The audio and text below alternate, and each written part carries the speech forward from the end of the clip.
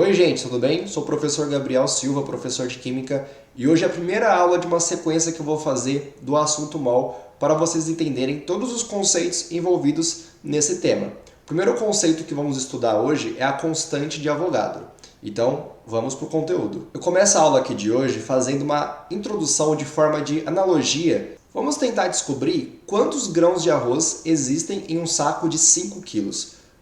Quais seriam as técnicas que faríamos para tentar descobrir essa quantidade de grãos de arroz que existem nesse saco de 5 quilos? Bom, contar de grão em grão seria muito difícil e perderíamos muito tempo. Poderíamos criar uma estratégia. Qual que seria essa estratégia?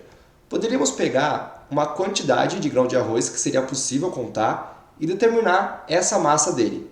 E a partir dessa massa que nós temos como parâmetro, conseguimos comparar quantos grãos teriam em 5 quilos de arroz. Como que faríamos isso? Em 100 grãos de arroz, nós vimos que tem uma massa de 2 gramas. Agora, em X grãos, que é a quantidade de grãos que nós queremos descobrir, sabemos que tem uma massa de 5 quilos, que é o peso total ali do saco. Isso aí virou uma regra de 3. Fazendo essa regra de 3, já que é uma proporção, vamos ter 100 vezes 5.000 dividido por 2. Realizando esse cálculo, nós temos o resultado de 250.000 grãos de arroz, que é a quantidade que eu tenho em 5 quilos. Então repara o que nós fizemos aqui. Nós utilizamos de comparação de quantidade que eu tinha de grãos de arroz com o peso dessa quantidade para descobrir a quantidade em um outro peso, em uma outra massa de grãos de arroz.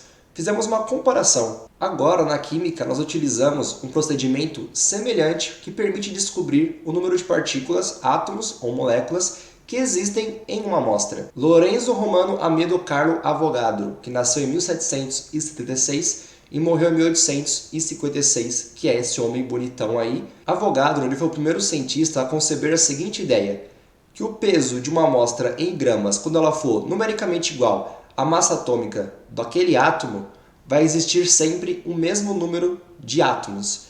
E esse mesmo número de átomos que ele está falando é o que nós chamamos de N. E o Avogadro ele não conseguiu determinar esse valor de N. Ao longo do século XX, muitos cientistas fizeram experimentos bastante engenhosos para descobrir esse valor de N suposto por Avogadro. O número N, quando ele foi descoberto, ele foi chamado de constante de Avogadro em homenagem ao cientista que foi o primeiro a conceber essa ideia desse valor de N. Esse número N tem como valor aceito atualmente de 6,02 vezes 10 a 23. Essa é a constante de Avogadro, é esse valor. Então, generalizando, nós temos o seguinte. Em uma massa em gramas de um átomo numericamente igual à massa atômica daquele átomo, vai ter sempre em quantidade 6,02 vezes 10 a 23 átomos.